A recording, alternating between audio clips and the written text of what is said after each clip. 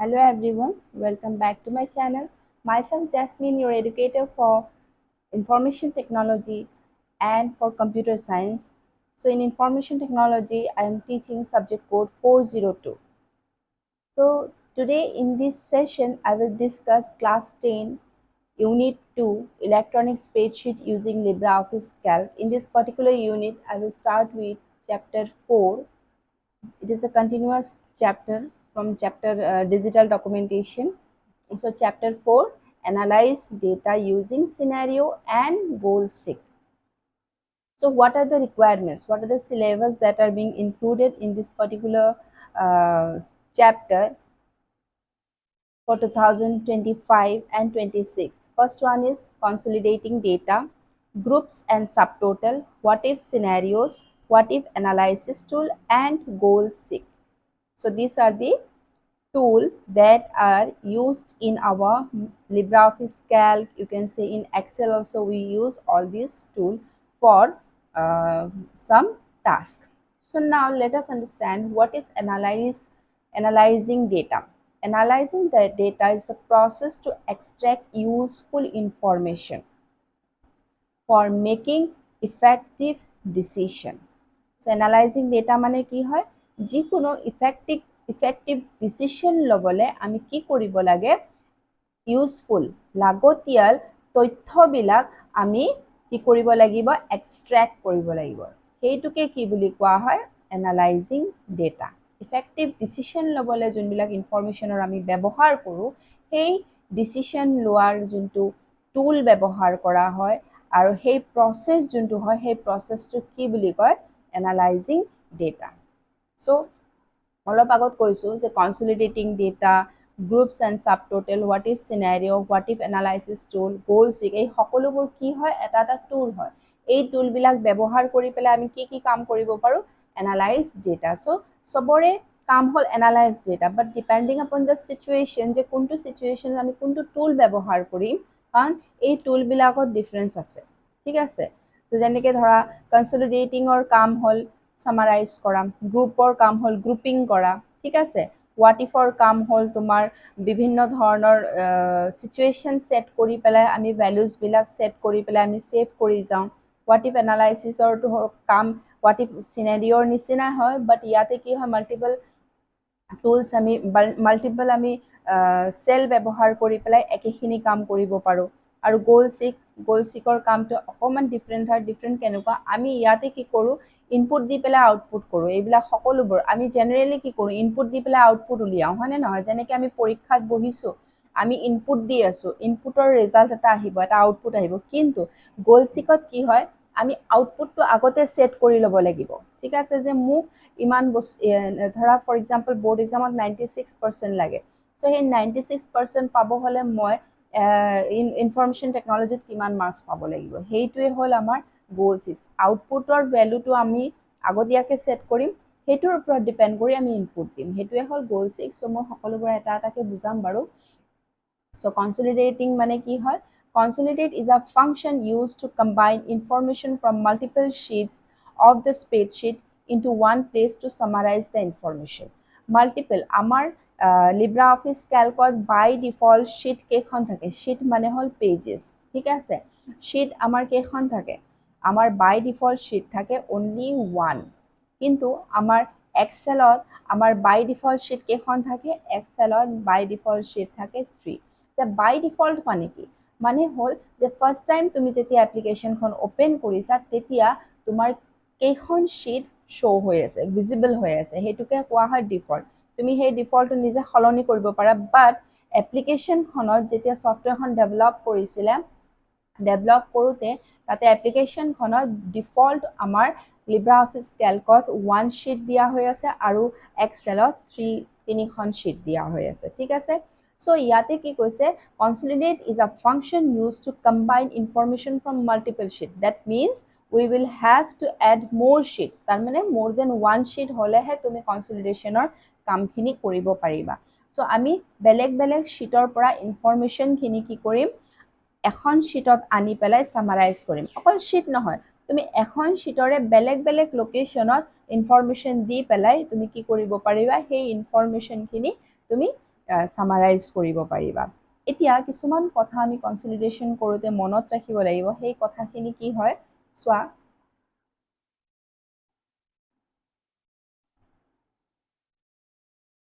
So, প্ৰথম কথা হ'ল যে open each sheet in the spreadsheet and check the data type.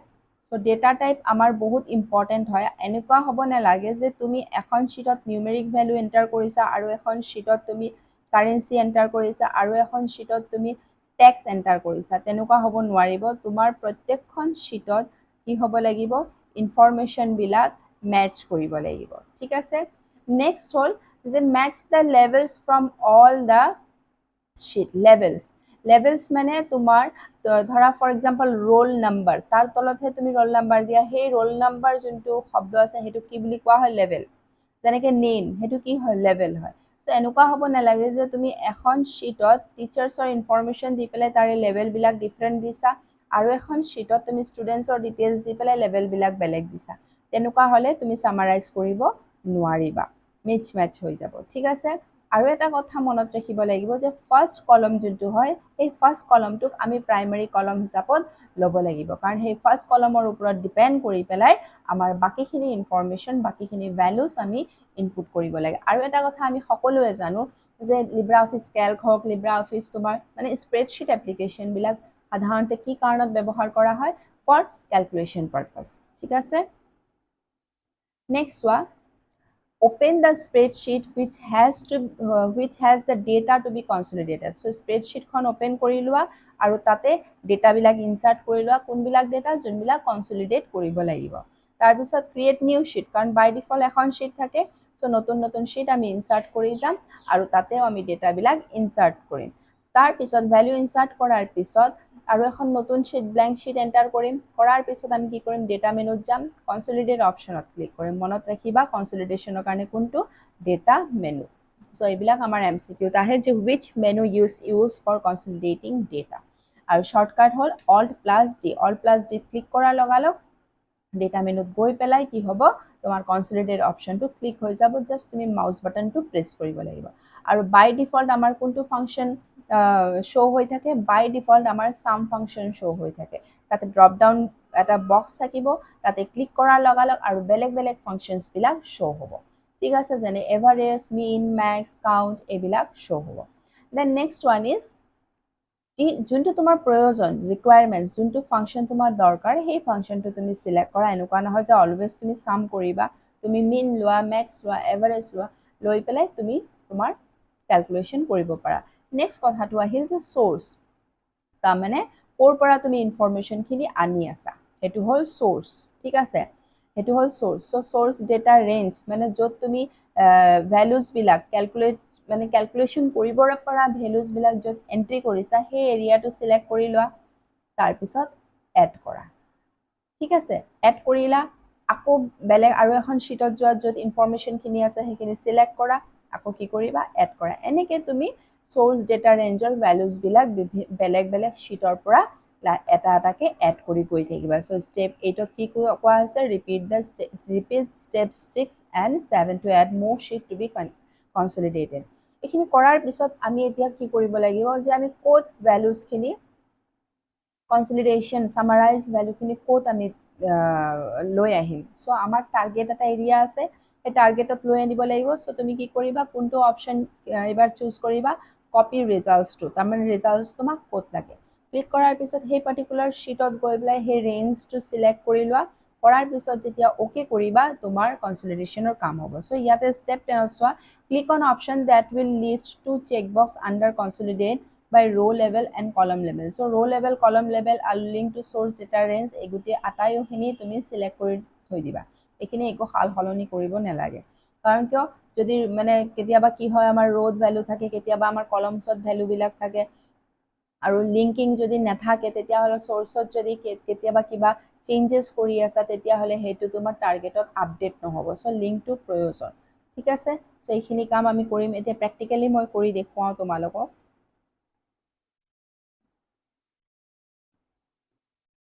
চোৱা ইয়াতে মই আগৰ পৰাই কিছুমান ইনফৰমেশন এন্ট্ৰি কৰি থৈ দিছিলো সো ইয়াতে চোৱা কি কি আছে আইটেমছ জানুৱাৰী ফেব্ৰুৱাৰী তাৰ পিছত কি দিয়া আছে ইয়াতে আইটেমছ বিলাকৰ নাম দিয়া হৈ আছে যেনেকৈ ধৰা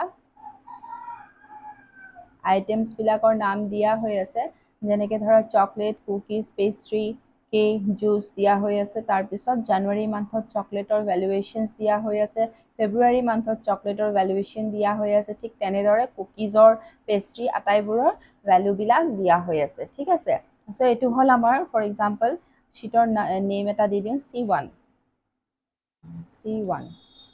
ক্লিয়াৰ এতিয়া ধৰা মই ইয়াতে নিউ শ্বীট এটা ইনচাৰ্ট কৰিম নিউ শ্বীটটো ক'ত হ'ব আফটাৰ কাৰেণ্ট শ্বীট কেইখন শ্বীট লাগে মোক ফৰ এক্সাম্পল দুখন শ্বীট লাগে ঠিক আছে আফটাৰ কাৰেণ্ট শ্বীট মই দুখন শ্বীট এণ্টাৰ কৰিছোঁ এইটোৰ নাম দিছোঁ মই C2 আৰু এইটোৰ নাম দিছোঁ মই কনচলিডেট অলৰেডি ক্লাছ 9ত তোমালোকে শিকিছা কেনেকৈ নিউ শ্বীট এণ্টাৰ কৰিব লাগে মই যদিও ক্লাছ 9ৰ এতিয়াও ৰেগুলাৰ ক্লাছ ষ্টাৰ্ট কৰা নাই তথাপিও তোমালোকে নিশ্চয় ক্লাছত শিকিছা ক্লাছ 10ৰ ষ্টুডেণ্টছে হয়নে নহয় কেনেকৈ আমি নিউ শ্বীট এণ্টাৰ কৰিব লাগে চ' মই অতি সোনকালে ক্লাছ 9ৰ ক্লাছবিলাকো ৰেগুলাৰ কৰিম যিহেতু বৰ্ড এক্সাম আহি আছে সেইকাৰণে মই ক্লাছ 10টো ৰেগুলাৰ কৰি আছোঁ ঠিক আছে চ' চোৱা তোমালোকে ইয়াত ইনফৰমেশ্যন ইনচাৰ্ট কৰিলা এতিয়া মই কি কৰিম এই ভেলুখিনি কপি কৰি লওঁ কপি কৰি জাষ্ট মই কি কৰিম এইখন শ্বীটত গৈ পেলাই পেষ্ট কৰি দিম পেষ্ট কৰি পেলাই এতিয়া মই কি কৰিম এতিয়া মই ভেলুবিলাক অকণমান চেঞ্জ কৰি দিওঁ মই 100ত ৰাখোঁ 400 তেতিয়া তোমালোকৰ অকণমান বুজিবলৈ ভাল হ'ব 200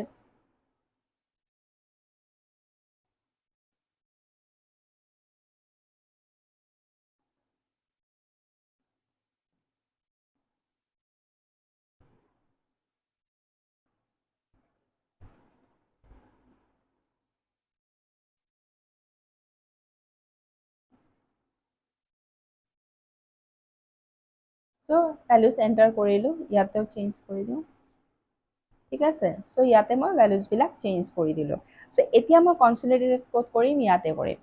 ক্লিয়াৰ এতিয়া ক'ত কৰিম ইয়াতে কৰিম চ' আমি কনচলিডেটৰ কাৰণে ক'ত যাব লাগিব ডেটা তাৰপিছত কনচলিডেট বাটনত প্ৰেছ কৰি দিম ক্লিয়াৰ ডেটা কনচলিডেট নতুবা আমি কি কৰিম Alt+D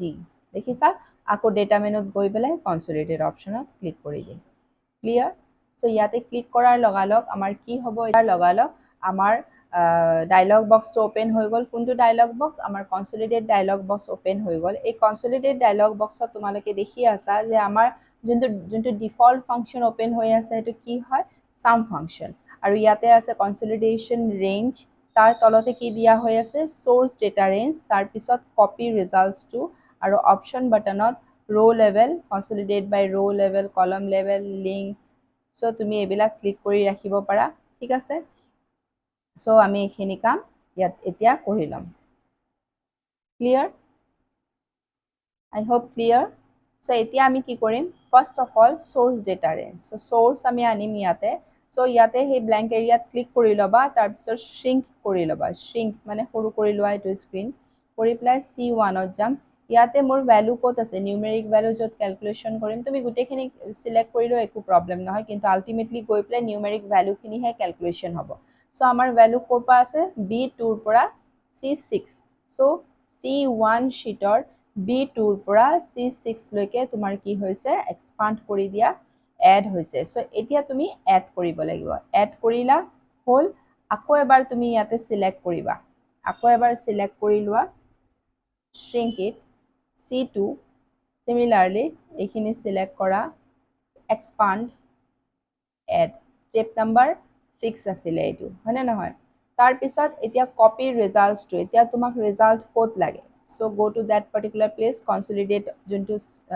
option আছিলে so আমাৰ result ক'ত লাগে ইয়াতে লাগে হয়নে নহয় so প্ৰথমতে resultৰ আগত মই কি কৰো এই information খিনি মই levels খিনি at least copy কৰি লওঁ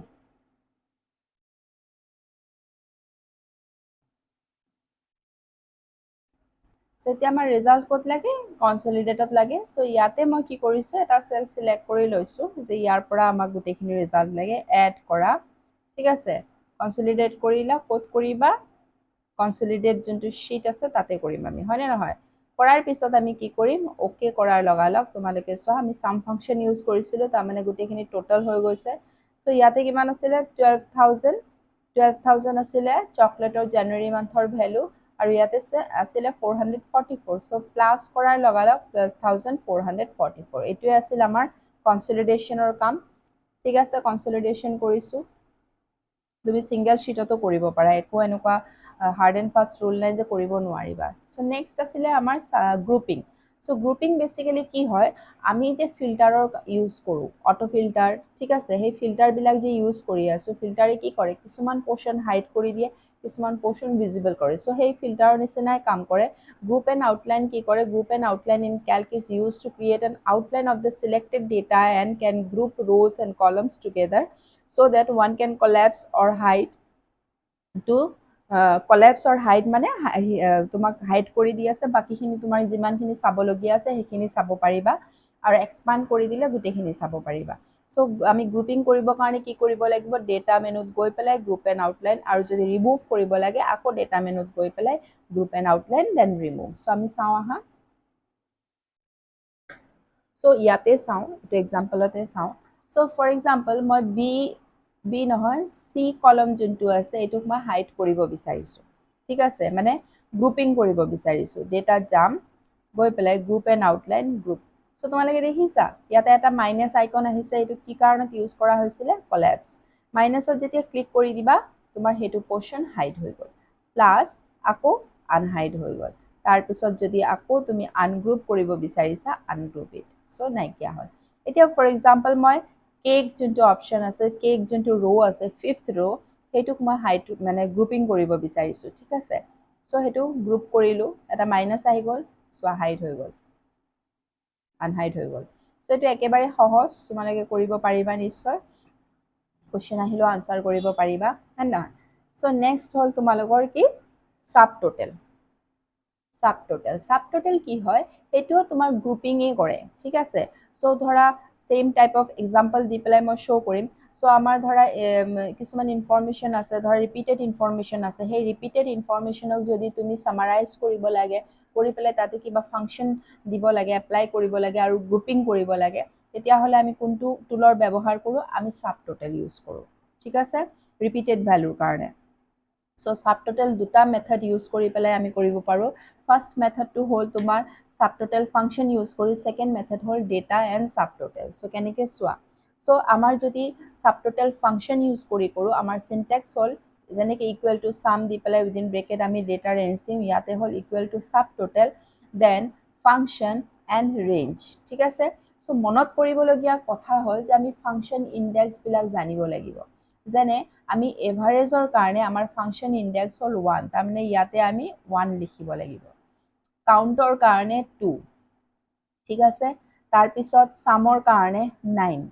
মেক্সৰ কাৰণে 4 মিনৰ কাৰণে 5 ক্লিয়াৰ হৈছে সো ফৰ এক্সাম্পল মই কাউন্ট কৰিব বিচাৰিছো ঠিক আছে সো যদি কাউন্ট কৰো কাউন্ট নকৰি পেলাই মই যদি ধৰা ফৰ এক্সাম্পল সাম লওঁ এটো সবতকে সহজ হয় সো সাম যদি লওঁ মই কেনেকে কৰিব লাগিব প্ৰ্যাকটিক্যালি কৰি চাওঁ আহা আমি সো আমি ফাংচন ইউজ কৰিবলে আমি কোনটো মেনু ব্যৱহাৰ কৰিম আমি ইনসাৰ্ট মেনু ইউজ কৰিম ইনসাৰ্ট মেনুত গৈ পেলাই আমি ফাংচন যোনটো উইজাৰ্ড ডায়লগ বক্স আছে এই ফাংচন উইজাৰ্ড ডায়লগ বক্সত যাম গৈ পেলাই আমি কি কৰিম ইয়াতে আমাৰ তোমাৰ ফাংশনস বিলাক এভেইলেবল আছে সো আমাৰ বহুত আছে সো ইয়াৰ পৰাই সাৰ্চ কৰিব হলে মোক কি লাগে সাবটোটেল সো সাবটোটেলত ক্লিক কৰি দিম কৰাৰ লগালগ তোমালোকে চোৱা ৰিজাল্ট ইয়াতে শো হ'ব এতিয়া চোৱা সৰি মই সাবটোটেলটো ইয়াতে কৰি লওঁ ঠিক আছে এটো হল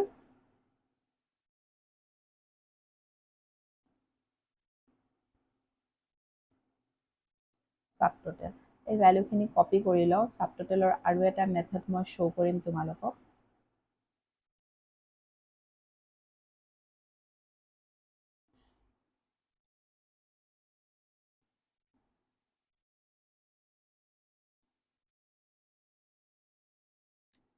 ৰো হাইট যদি চেঞ্জ কৰিব লাগে অকমান ৰো হাইটটো চেঞ্জ কৰি লওঁ অকমান ঠিক আছে অকমান সো এতিয়া ভিজিবল হৈছে আই থিংক ক্লিয়াৰ সো ইনফৰমেশন দিয়া হৈ আছে সো আমি কি কৰিম এতিয়া আমি যাম ইনসাৰ্ট মেনুত গৈ পেলাই আমি কি ক্লিক কৰিম ফাংশন ক্লিক কৰাৰ পিছত আমাক কি কাম কৰিব লাগে আমি সাবটোটেল কৰিম সো সাবটোটেল বাটনত প্ৰেছ কৰি দিম কৰাৰ লগালগ সোৱা ইয়াতে ফাংশন ৰিকোয়াৰ্ড ফাংশন ইনডেক্স সো আমাৰ ফাংশন ইনডেক্স দিয়া হৈ আছে ফাংশন মানে সেই নাম্বাৰ কেইটা ঠিক আছে 1 2 3 4 এই মাত্ৰ যে কৈছিলো সেই ফাংশন এই নাম্বাৰ কেইটা আমাৰ লাগিব ঠিক আছে সো ইয়াতে মই কি ফাংশন ইউজ কৰিম সো ধৰা মই সাম ইউজ কৰিম সামৰ কাৰণে নাম্বার কিমান 9 সো ইয়াতে মই কি লিখিম 9 আমি মানে 9 ফাংশন এই আসো ইকুয়াল টু সাবটোটেল ফর্মুলাত লিখা হৈ আহিছে সো ইয়াতে মই 9 এন্টার কৰিলো ৰেঞ্জ কি হ'ব মোৰ ৰেঞ্জ এতিয়া কি হ'ব মই ইয়াতে মাউসৰ বাটনটো দি পেলাই ইমান মনত ৰাখিবলগীয়া কথা নাই এতিয়া সো আমি সাবটোটেল কোড কৰিম নিউমেৰিক ভ্যালুত কৰিম অবভিয়াসলি হয় নে নহয় তো তোমালোকে সোৱা ইয়াতে সেলস আইডিত নিউমেৰিক ভ্যালু আছে নে আলফা নিউমেৰিক আছে তাৰ মানে alphabet combination of alphabets and numbers ক্যাটাগৰিত কি আছে তোমাৰ অ্যালফাবেটস এমপ্লয়েড কি আছে অ্যালফাবেটস বাট সেলস যোনটো তোমাৰ ইন ফিগাৰ সেলস ইন ফিগাৰত কি দিয়া আছে সেলস এটো সেলস ইন ফিগাৰ হয় দেই সেলস ইন ফিগাৰত কি দিয়া আছে তোমাৰ নাম্বাৰ দিয়া হৈ আছে সো আমাৰ ৰেঞ্জ কোনটো হয় এই সম্পূৰ্ণ হয় না নহয় এতিয়া সোৱা ৰিজাল্টটো কোড শো হ'ব ৰিজাল্টটো এই পাৰ্টিকুলাৰ এৰিয়াৰ শো হ'ব কাৰণ কিয় এটো মোৰ সিলেক্ট হৈ আছে হয় না নহয় আগৰ পৰাই সিলেক্ট হৈ আছে হল আমি সেল সিলেক্ট কৰিলো B2 ৰ পৰা B তোমাৰ 12 লৈকে B2 ৰ পৰা B12 ওকে কৰিলা তো ৰিজাল্ট ইয়াত শো হৈ আছে 40079 যেতিয়া তুমি সাম কৰিবা 40079 শো হৈ যাব দেখিছা এতিয়া ফৰ এক্সাম্পল মই মিনিমাম ভ্যালু উলিয়াম মিনিমাম ভ্যালু সো তোমালোকে চেক কৰি লোৱা আগৰ পাই মিনিমাম ভ্যালু কোনটো মানে আটাইতকৈ সৰু সংখ্যা কোনটো হয় বা ধৰা ডাঙৰটো অকল মই এটো দেখা পাই আছো 6522 বাকিখিনি সৰু হয় সো আকৌ যোৱা ইনসাৰ্টত যোৱা গৈ পেলাই ফাংশনত ক্লিক কৰা সাবটোটেল সো আমাক কি লাগে এতিয়া আমি কোনটো ফাংশন ইউজ কৰিব বিচাৰিছো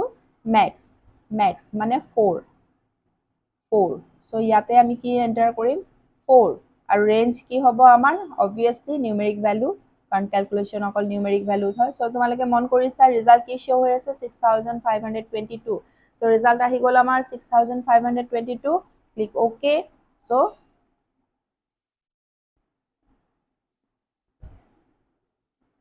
So for example, ৰবা আকৌ এবাৰ কৰি দেখুৱাও ৰিজাল্টটো ডিসপ্লে হোৱা নাই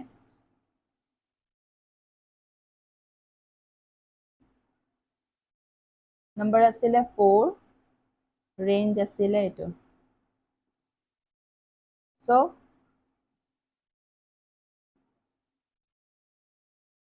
আচ্ছা ভ্যালু চেঞ্জ হৈ গৈছে এক মিনিট এতিয়া চোৱা ইয়াতে আমি কৰিম কামখিনি এটো ডিলিট কৰি লওঁ তেতিয়া খেলিমেলি নহয় সো ইনসাৰ্টত যাম ফাংশনত যাম সাবটোটেল 4 ম্যাক্স ভ্যালু লাগে আমাক আৰু ৰেঞ্জ কি হয় ৰেঞ্জ হয় ইয়াৰ পৰা ইয়ালৈকে ঠিক আছে সো 6522 ৰিজাল্ট আহি আছে ইয়াতে আটাইতকৈ ডাঙৰ সংখ্যা কোনটো 6522 সো আমাৰ হৈ গল কাম হৈ গল এটো হল এটা মেথড বাই ইউজিং দা সাবটোটেল ফাংশন কিন্তু যদি সাবটোটেল ফাংশন সকলো সময়ত আমাৰ কি কৰে গ্ৰুপিংৰ কামটো কৰা নাই গ্ৰুপিংৰ কাম কৰিছে জানো অকল তোমাৰ ক্যালকুলেশনৰ কাম কৰিছে হয় নে নহয় তোমাৰ ক্যালকুলেশন খিনি হে হৈছে কিন্তু গ্ৰুপিংৰ একো কাম হোৱা নাই সো গ্ৰুপিংৰ কাম কৰিব হলে আমি কি কৰিম আমি এতিয়া ব্যৱহাৰ কৰিম আমাৰ মেনুস সোৱা আমি এতিয়া ইউজ কৰিম ডেটা মেনু সো প্ৰথমতে শীটখনত তুমি ইনফৰমেশন বিলাক দিয়া লেভেল টু দা কলম সব দি লোৱা তাৰ পিছত কোড যাবা ডেটা মেনুত যাবা গৈ পেলাই সাবটোটেল সিলেক্ট কৰিবা তাৰ পিছত কি হ'ব choose the column in the group by list in the subtotal which is to be used for grouping যোনটো তুমি গ্ৰুপিংৰ কাৰণে ইউজ কৰিবা সেই পাৰ্টিকুলাৰ কলমটো গ্ৰুপ বাইত তুমি আনি লোৱা মানে যাৰ বেসিছত যাক গ্ৰুপিং কৰি পেলাই তুমি সাম বা তুমি ম্যাক্স মিন গ্ৰ্যান্ড টোটাল এইবিলাক উলিয়াব বিচাৰিছা সেইখিনি পোৰ্শন গ্ৰুপিং কৰা তাৰপিছত ক্যালকুলেট কৰিব কাৰণে তুমি কোনটো কলমক সিলেক্ট কৰিবা আলটিমেটলি যত আমাৰ নিউমেৰিক ভ্যালু থাকিব সেই ভ্যালুটো আমি ক্যালকুলেট কৰিব কাৰণে সিলেক্ট কৰিম তাৰ পিছত তাতে ফাংশন দি লোৱা যোনটো ফাংশন প্ৰয়োজন আৰু তুমি গ্ৰুপিংটো থাৰ্ড লেভেললৈকে থাৰ্ড গ্ৰুপ টেবলৈকে কৰিব পাৰিবা থাৰ্ড লেভেললৈকে তোমাৰ গ্ৰুপিং হ'ব ঠিক আছে অ'কে বাটন প্ৰেছ কৰা ক্লিয়াৰ এতিয়া চোৱা ইনফৰমেশ্যন আছে sales I D sales in figure category and employees ঠিক আছে চ' আমি ক'ত যাম ডেটা মেনুত গৈ পেলাই সাব টোটেল চোৱা first group second group third group so' আমি তিনিটা গ্ৰুপলৈকে আমি কি কৰিব পাৰোঁ লেভেলিং মানে সাব টোটেল কৰিব পাৰোঁ এতিয়া চোৱা মই ইয়াতে কি কৰিম এতিয়া ইয়াতে তুমি সাব টোটেলটো তাৰ ওপৰত ডিপেণ্ড কৰি পেলাই কৰিব বিচাৰিছা ফৰ এক্সাম্পল মই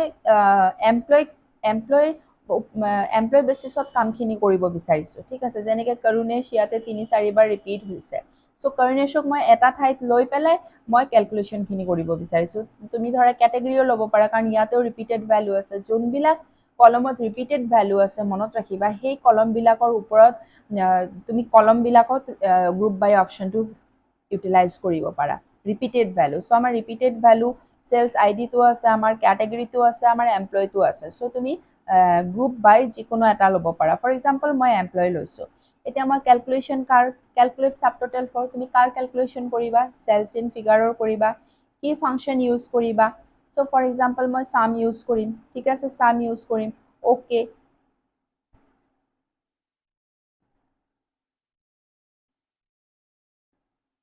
এক মিনিট অ'কে বাটনটো কাম কৰা নাই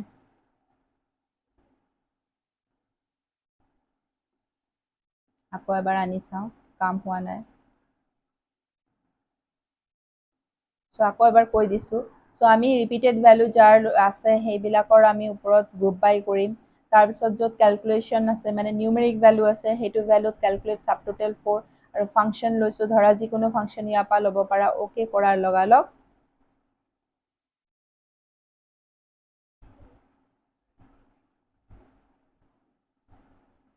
কেলকুলেশ্যনখিনি হোৱা নাই কেলকুলেশ্যন নহ'লে নহ'ব